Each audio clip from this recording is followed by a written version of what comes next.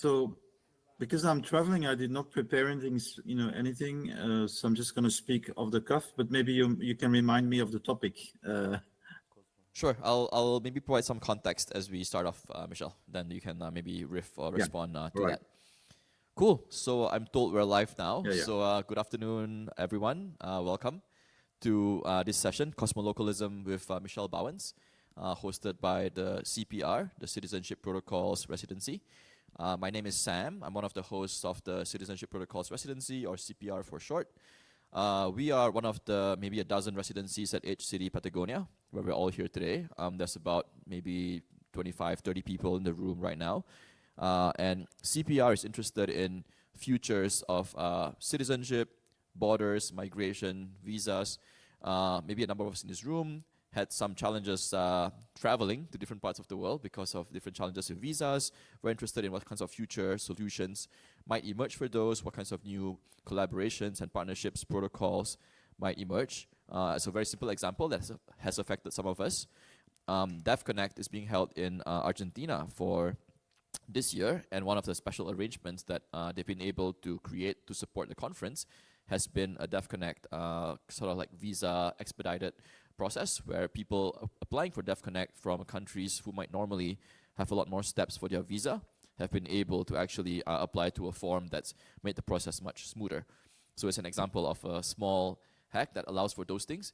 But there's about a dozen residencies here, and many of them are also exploring things about, over the past weekend, I met people from South Africa, Bhutan, and Argentina, all exploring ways of starting new kinds of regenerative communities and projects connected with the land. So we're talking about citizenship, which is one layer of how do people move around and are able to like live and connect with different places. But it's also some residencies here who are talking about how do we connect people with land locally where they are. We just had a talk by the folks at Siberia talking about their project in Bali, I believe, right, where they're thinking about how to grow permaculture in different ways. And cosmolocalism is a topic that CPR is interested in, but we believe that also many of you are interested in because it's really about, we're here in a way through the magic of Cosmo connection to the digital cloud. Michel's sitting in Chongqing, China, on basically the other side of the world, but we're able to connect and converse today because bits and digital stuff can go through the cosmos. But we're also very like physical, environmental beings. We currently can't eat bits yet. We have to eat atoms, ideally atoms in the configurations that are healthy for us, and it requires connections with soil and ecology and all those things, and that's a topic that several residencies have been speaking about here as well, right? So for those of you not familiar with cosmolocalism, Michel will be able to tell us a bit more, but my starting summary for this is really how do we keep the light stuff, bits, digital ideas, recipes, light and in the cloud, so a really good recipe or formula for how to do good agriculture can be digitized and shared with billions of people around the world. The folks at Siberia were just sharing some of their database of stuff that could be used in many different climates. But then you have to solve it locally. So the heavy stuff, how do we, the atoms, growing a garden, moving around like supply chains, like manufacturing things that are in 3D. That has to be local. So cosmolocalism is a philosophy that tries to combine and bridge these both. And then in between, you have the question of like that maybe CPR is more interested in, which is people. Are we light? Are we heavy? Right? It's a bit of both, right? It's easy for people, many of us, to be able to travel, but it's not so easy for many other people to travel. And also, it's easy to travel for a week or two, but to stay and build roots for 6 months, 3 years, 30 years is a different kind of story. So how do we bridge and navigate these together is part of the question that we're confronting here. So I've spoken a bit about the group that's here. We've got about 20, 30 people in the room here, Michel. DevConnect is coming up in a couple of weeks. The theme this year is Real World Ethereum, Ethereum's World Fair, and there's really a big interest across the ecosystem about how all this really good technology began to become real world experiences, which is something that I think maybe cosmolocalism and some of your research also speaks to. And we have quite a global group here as well, so maybe that touches to that. And I think, Mehmet, do you have some other seeds to plant as we set this up? He is founder of P2P Foundation, and he's a pioneer of cosmolocalism idea. And Michel, I think floor is yours, and we have around 1 hour. After 30 minutes, we can go to Q&A sessions. Yeah, sure. Thank you. Yeah, if you have questions, you want calibration on, happy to provide a sounding board or sense check from this side as well. All right, so I understand I have 30 minutes, right? 30 minutes, yes? Yes. Yeah. So, all right. Well, let me just give you a bit of context. So, I live in Chiang Mai, northern Thailand, but I'm presently in Chongqing, and I'm doing a 5-week trip in China. So I've been to Kunming, and after Chongqing, I will go to Wuhan, to Nantang, a big agricultural cooperative with a DAO. I will go to Pingnan, another rural co-op with a DAO, and then Shanghai, Shenzhen, Hong Kong. And the aim of my trip is really to visit grassroots communities and look at peer-to-peer situation here in China. So cosmolocalism. One of the questions that was actually asked when I'm talking to people here is, what is the difference between cosmolocalism and globalization? Because haven't we been global already for 34? My answer was the following: globalization is really the condition we are all in, and in a way, it's what Sam described in the beginning. We are physical beings. We have a body, so we are somewhere. That's inevitable. So that's the local part. But our brain today is basically everywhere, right? So that's the difference. We have a body that is local, but we participate in mind communities, and the word noosphere is often used for that now.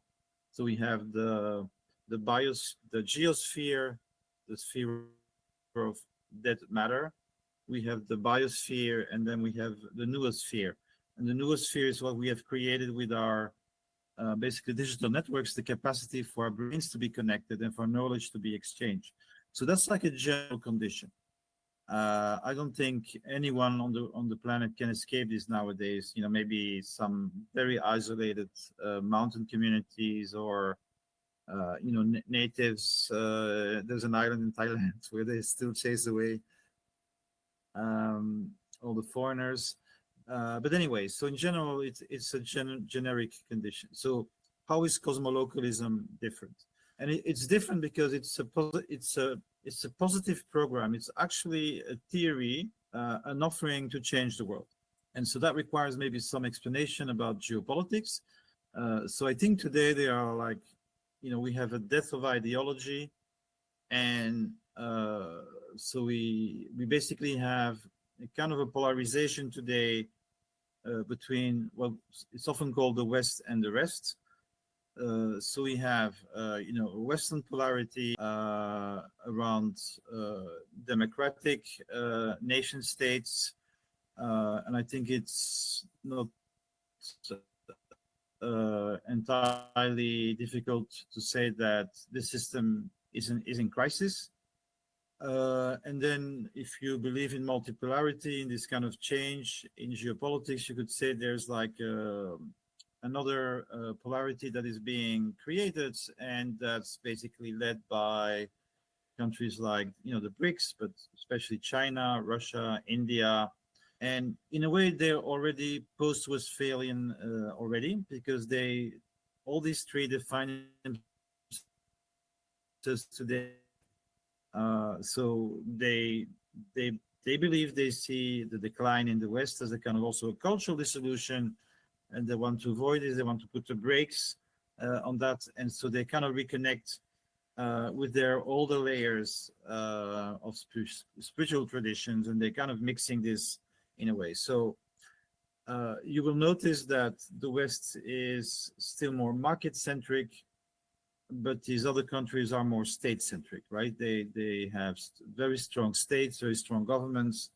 They control the market much more, and so these are the two kind of alternatives that for geopolitical hegemony. And so it may sound ambitious, but I think cosmolocalism is an alternative vision to that kind of struggle.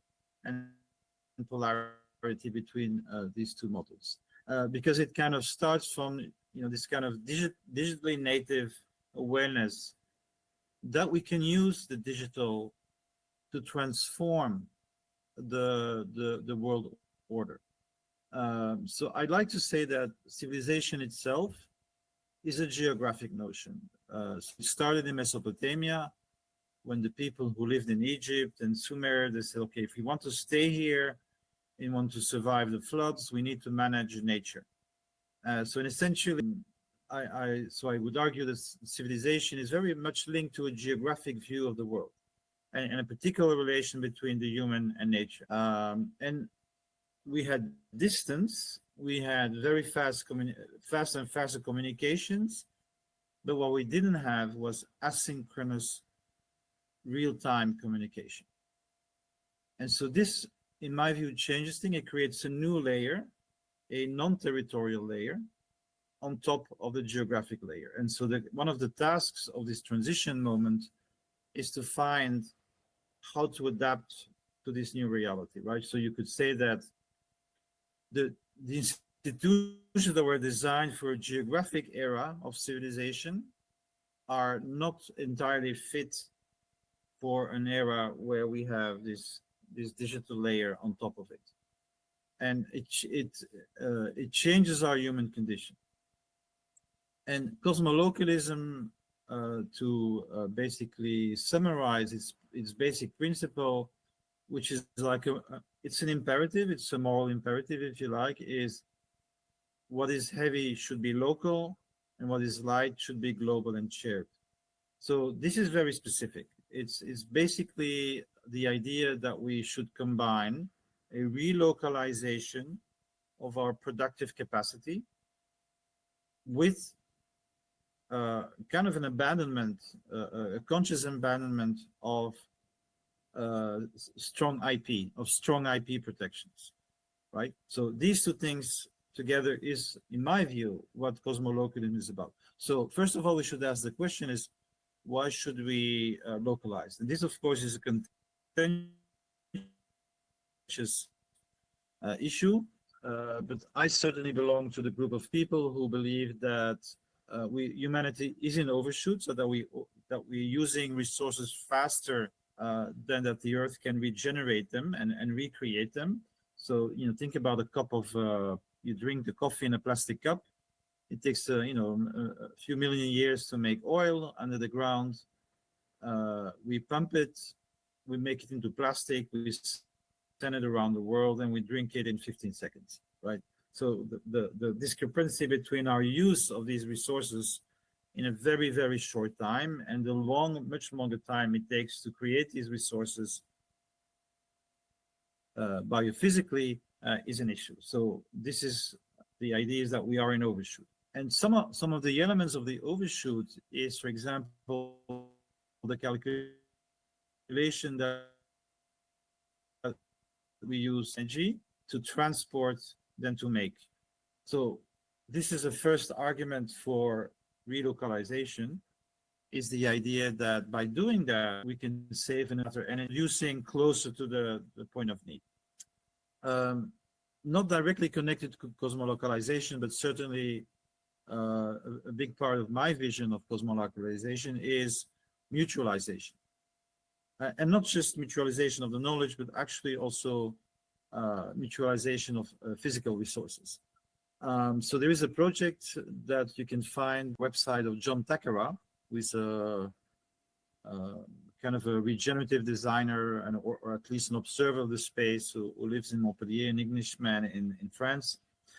And he talks about factor 20 reduction, right? And he has a number of case studies where he shows, for example, a German city, and I forgot the name of it, where they replaced their commercial fleet with cargo bikes and electric vans, and they obtained a 95% reduction in energy usage while maintaining the level of commerce. So just as much transportation as before, with a 95% drop in the energy usage. I can give you examples of city of Ghent, where I worked for the mayor in 2017. And there's a very big association for car sharing, so not Uber, but an association, and there's also co-op. Basically, neighborhood blocks decide to diminish the number of individual cars, and so one shared car replaces 9 to 13 private cars. And if you know that we only drive cars 5% of the time, so by having 10% of that number, you have a double reserve. And so basically everybody can use the car whenever they need it. So you have no loss of personal liberty of going point to point, but you have diminished by an enormous substantial amount what you need in terms of matter and energy. Now, in the context, actually, just mentioning this because I'm here, China has a slightly different vision, of course. They have created a massive machine to do very long transports. So they're not cosmolocal at all in that sense. But what is interesting in China is this kind of decision of, yes, we continue extracting, but we renewable energy and a massive electrification of the country, right? And so this is very interesting to see, is that the levels of pollutions that were very famous, for example, in Beijing, have dramatically been reduced, that they're greening the desert. There's a green belt around Beijing. Like here in Chongqing, which is a city of 40 million, all the motorcycles are electric. A lot of the cars are electric as well. So it's quite impressive. But that's not cosmolocalism, but it's still an interesting way of envisaging this transformation. But so cosmolocalism is about localization. But it's not, what we did in the 70s, which is simply go back to the land, right? Which does also a form of localization, money and no capital and primitive means. We would be able to do that. By the way, this is still going on. There's a tenfold increase of the number of eco-villages in France the last 10 years. I was looking at something called Repoblación in Spain, which is the old Las Indias community, working with the provincial government, if I'm not mistaken, and they're working on neo-ruralization, which is, by the way, also happening here in China. So there is something called the National Rural Reconstruction Movement. Migrants who are working in the cities, and they have their own buildings, they sell organic food, and the cities to go back to the countryside. Maybe one more word about the eco-villages. Why are they growing so fast? Because in abandoned villages, or declining villages, like if you're familiar with France, the whole middle section, if you take that highway, is basically empty on both sides. There's nobody's living there. So they're now leasing land to eco-villages at very, very low prices. And so that kind of stimulates this new realization. But cosmolocalism, is high tech, right? So it's about not just going back to the country, but it's about using Arduino. It's about using tech to have high productivity localization. I think this is also distributed manufacturing. Now, this so far hasn't worked out that well. If you remember, maybe 10 years ago, there was Wikispeed, there was Local Motors, there was something called Arrival. They had 2,000 engineers, and they were making basically vans and buses for municipalities based on the idea of distributed manufacturing. So a set of global designs. They had reduced the car making process from 750 processes to 75 and even maybe lower. A physical platform, and they can just make on demand. That has been shown so far not to be economic. But so if you look at the geopolitical situation, and started with COVID, Europe discovered that it basically didn't have the capacity to make masks. this is the PPEs, and basically nothing, even the medication wasn't there. So the supply chain were disordered, and so now we have very strong geopolitical tensions with the war in Ukraine and other elements, and so we are entering a period of high risk in terms of supply chains. So I would argue that the capacity for distributed manufacturing to be competitive is dependent on the health of the mainstream economy. So if we have further degradation of the mainstream economy, so in my view, that would stimulate the livability of distributed manufacturing. And just to mention a article that just appeared, the Coasian singularity.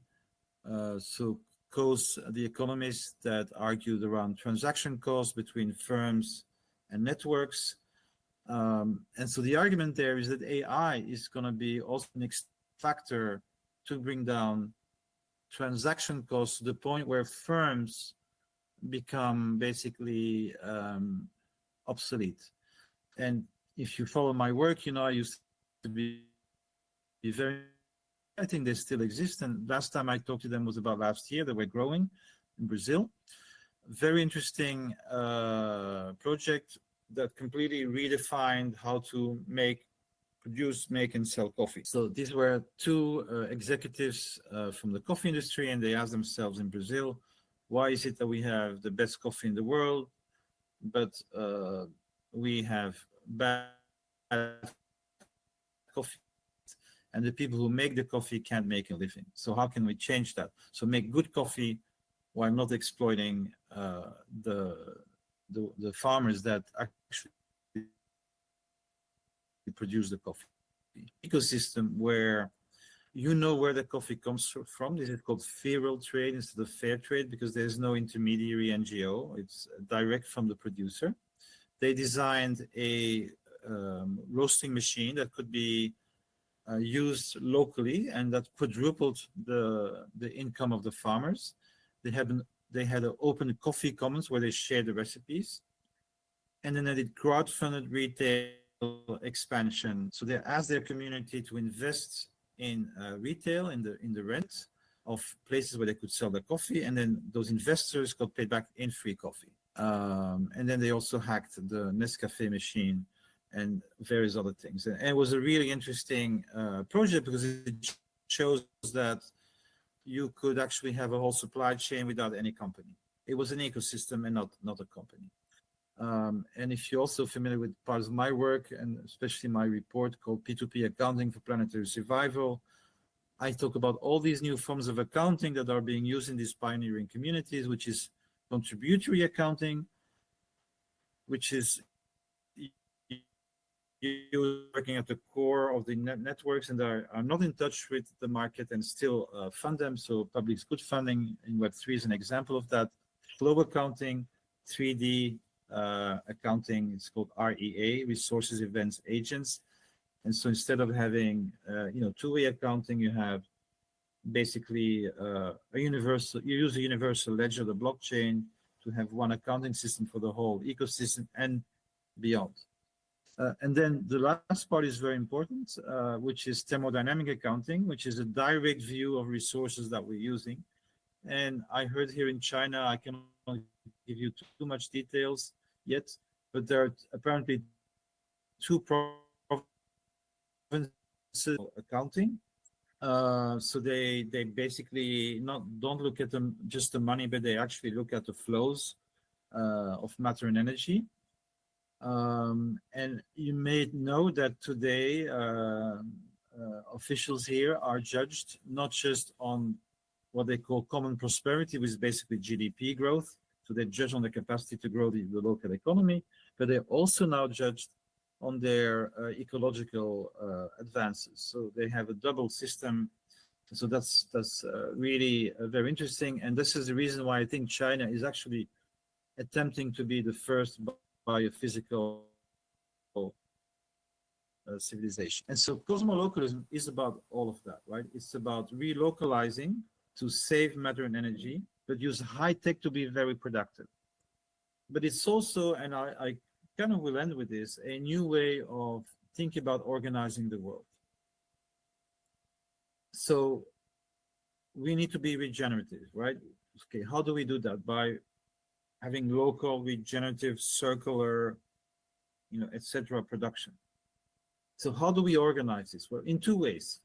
One is bioregionally. So this means all the people doing different things to regenerate a region or a territory are in a network together in solidarity and complementarity with each other. So they create, if you like, horizontal mechanism of solidarity.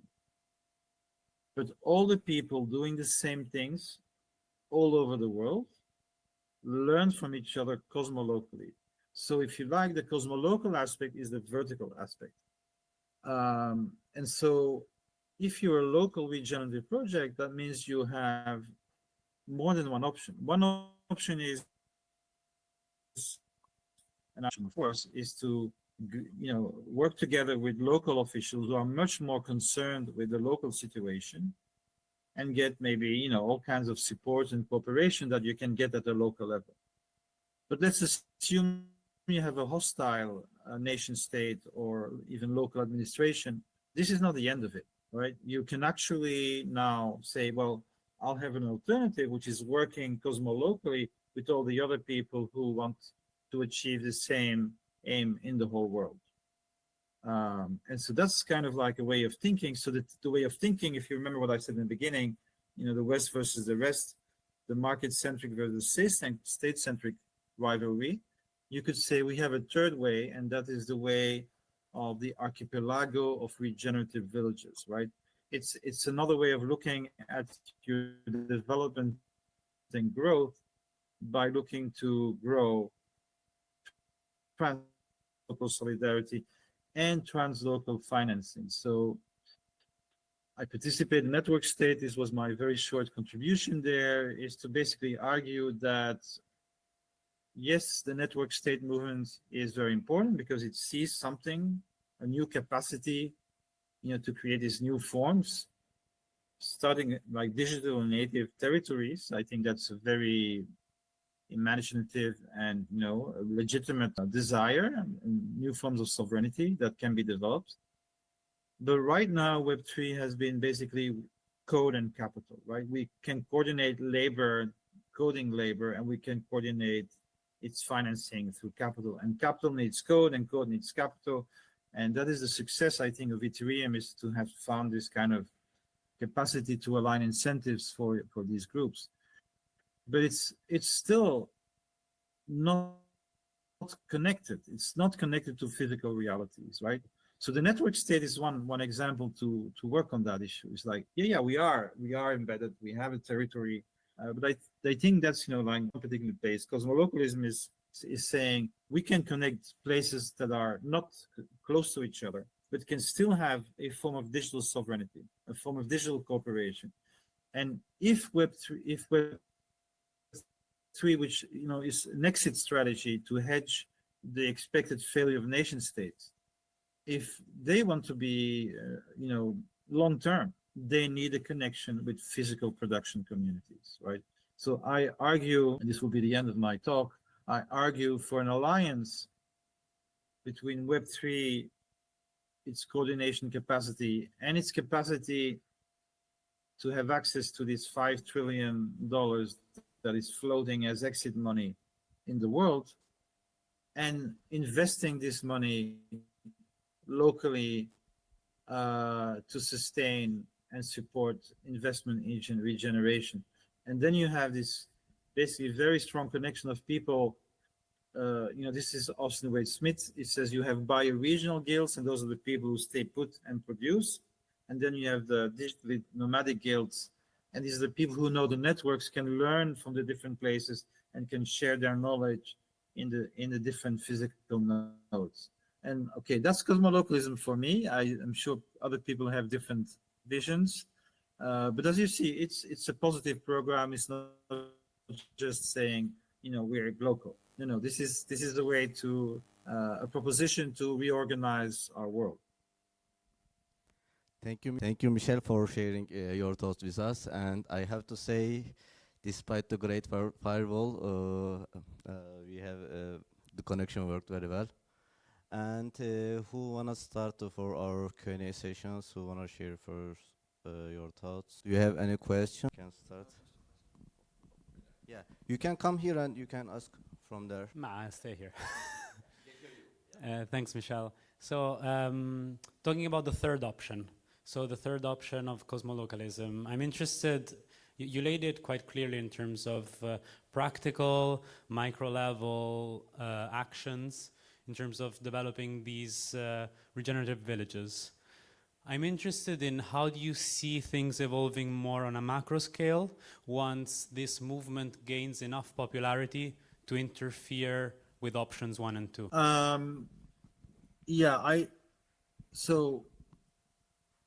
So I think the main vision that I have, is that the way to change the world today is through constructive networks, right? So I'm a big fan of Kojin Karatani, The Structure of World History. He says you have mode A, commoning and gifting, which is the value exchange in tribal civilizations, or whatever you want to call it, tribal societies. Then you have mode B, the state, when you have conquest and domination, and then you have mode C, the market.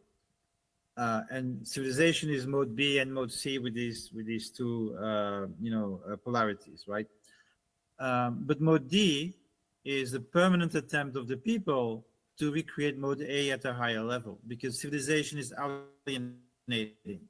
When you live in mode A, you are convivial, you live in small groups, all the people around you are family, and then suddenly you're a slave, you're a serf, you're a badly paid worker, etc., etc., etc. So what is mode D today? The first attempt was world religion, the ethical religions, to basically civilize civilization and give ethics to power. And when we stop believing, which is let's take power and then we can change things, right? And I think mode D today, of which I think cosmolocalism is a part, is not necessarily contentious. It's about building, it's about constructing, it's about, we're not waiting to take power. And so I want to give you a very paradoxical example, because I'm here in China and I'm meeting all these people, and you would think, China, it's relatively strong government, and some people would call it authoritarian. And paradoxically, precisely because it's that, the only way here to do anything is to be peer-to-peer, right? Because you don't want to be a movement with leadership. So people here who are change agents and want permaculture done and organic agriculture and all kinds of things, they are establishing peer-to-peer networks where everybody's doing their thing and interconnecting without necessarily having a branding that makes them appear threatening in any way, right? So that's a very interesting, I think, aspect here in China, where you have actually so many things happening, even in this particular context. So I think that's the way to approach local government. I think politics is dangerous for us, because let's say you're a lefty to advance our cause. Well, what happens if you have a populist takeover, or people actually elect them, right? So suddenly you no longer have any support. So I don't think that's a good strategy. And what I've seen in Ghent, for example, where I did my study in 2017, is that people were telling me, we are working with the officials, the unelected officials of the city, because they're their state. And we know precisely what people are for and who people are and what people are against. And they said about 50% of the officials support these common-centric initiatives, and we build relationships with them, and they support us. They give us keys, they give us rooms, they give us all kinds of support.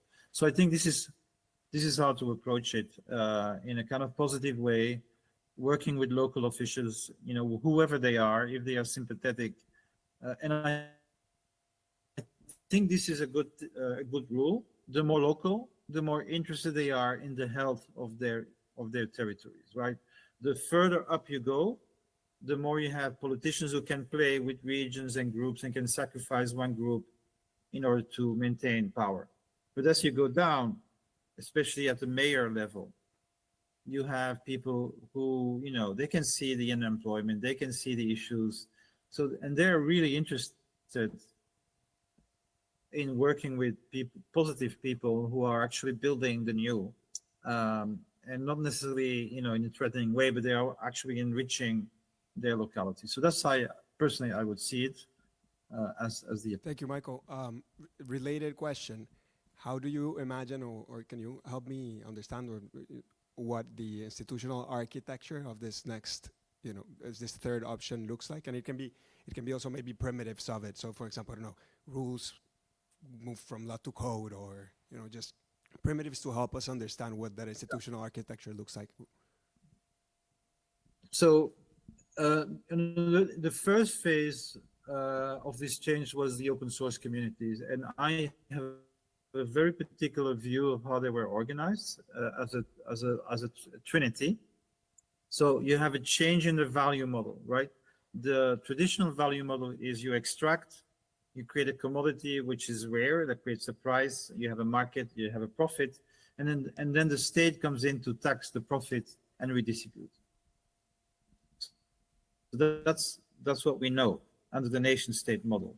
But if you look at the open source economy, no, it's not like that. It's people contributing to a common core, and that creates a possibility for many entrepreneurs to create economic activity around that common core. And so they become dependent on that common core. So you have community and you have an entrepreneurial coalition.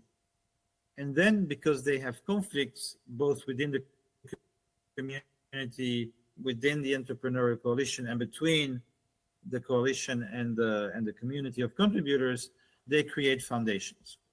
So that was the model of the open source economy, which is very powerful. It's still there. The Linux Foundation, they're all still there. The Drupal Association, the Apache, whatever it's called, I forgot. So these things are still there, and open source communities are still creating those dynamics. So then you have the second model, which is the crypto model, right? And the crypto model is an answer to the problem of the first model, which is the people in the core couldn't get money. So you have the entrepreneurial coalition, and they have market activities, but the people working for the core open source infrastructure were not paid, or you needed IBM to step in.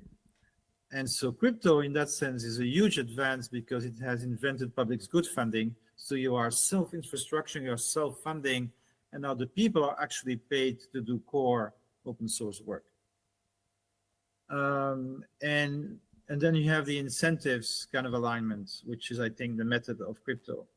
So I'm just observing that this is how it's happening. And I think, DAOs are interesting because they are like an integrating mechanism. You can do markets, you can have agreements with states, and you can allow permissionless contributions. And it's like a meta-governance idea. Now, is it working very well? I'm not sure yet. So actually, I don't have an answer, right? I just observe that we are learning how to do this, and I'm not sure there is a model yet. But we observe, we see a bioregional movement emerging with its own logic. We see Web3 emerging with its own logic, and now we need to find the link between the two. I think we should be working on investment links. So we need cosmolocal financing. And you probably follow, if you follow like me, just recently, two really great examples was the Commons Hub Vienna. They want to buy a church, didn't have enough means to do so. They did a crowd lending with 5% return on 3, 4, 5 years. I can't remember the details, and they got it. And then the traditional Dream Factory did more or less the same, and they also got it. So we can see it starting, right? We can see the first attempts to do successful cosmolocal financing. And bioregional financing is also already happening. So we have the bioregional financing facility and the book by Samantha Power. And then we have recently, what is it called? The Localism Fund.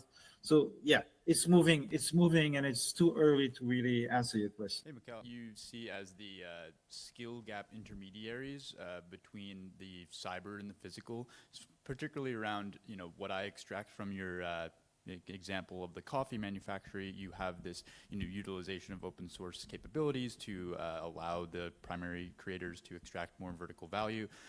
I also, on the other side, see there like a lot of crypto nomads, like having a physical touch point with coffee every day. Is that somewhere being, something that is kind of over-indexed, whereby if you want to create a hyper-local solar panel manufactory, 9 out of 10 crypto people necessarily with their network distribution capabilities are not kind of sprinkling the technical know-how of semiconductor manufacturing to localized, bioregional areas.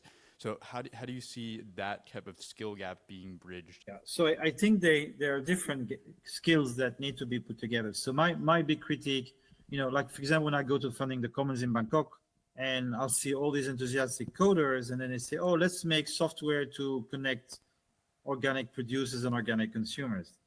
And I'm thinking, oh God, there's 300 of them and they don't know it, right?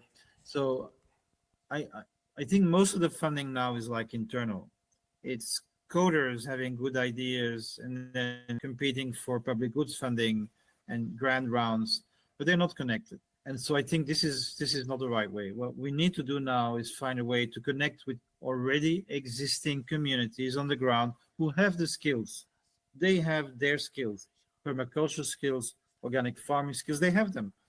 They've been doing this for, 10, 15, 20 years, 5 years, but they have the skills.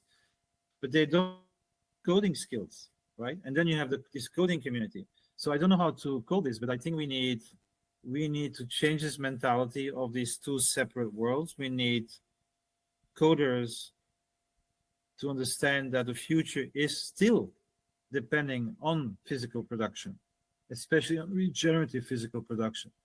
And they should be going to these people.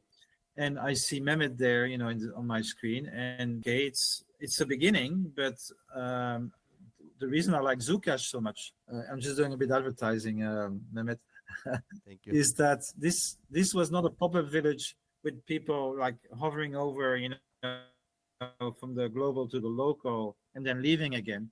No, these are people, they're embedded in Cash. They know everybody, not just in Cash, but in the rest of Turkey. And so that's the first step, right? We need oases instead of just pop-up villages. And these oases, they know the people locally, so they also know who needs support. And so maybe these oases is like the connecting tissue that we need to have more of, so that when the nomads come to Cash, they can also start connecting really locally, because they have the intermediary, which is the local node, like MetaHub in Cash. So we need more of these oases who can be connected to the local ecosystems. And these people have skills. They have physical skills. They know crafts. They know many different things, but they don't know coding, and vice versa. So let's put these two groups together. Actually, the same thing happening in Edge City Patagonia. They are very well connected with local institutions also. That's also same thing happening here with bigger scale. And we have one more question from Telegram group. Sure. So, hi, Michel. We have about 5 minutes left. I'm just going to read out a couple of two-part question. I just want to say hello to Shaka while I have the time before I forget. Yeah, go ahead. Okay. So it's a two-part question we received digitally. First is role of digital nomads and connecting to these. Most digital nomads today tend to visit big global cities instead of regional or rural areas where regenerative work is happening. Can that be shifted?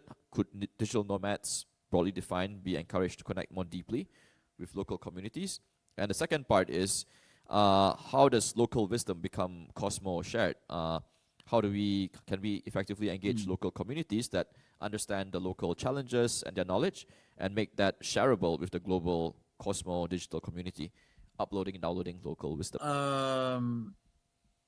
Okay, what was the first? I want to answer the First question, part, but digital I nomads kind of forgot. Say it connecting again, locally. the first part. How do digital nomads connect more locally Yeah. instead of just the big mega cities? Yeah, okay.